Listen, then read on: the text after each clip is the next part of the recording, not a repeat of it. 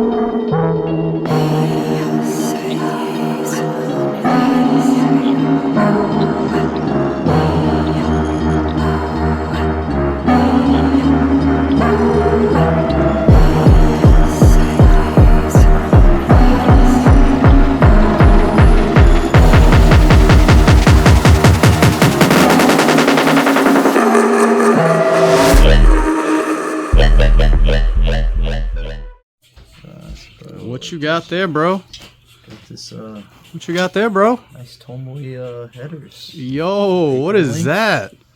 Sheesh!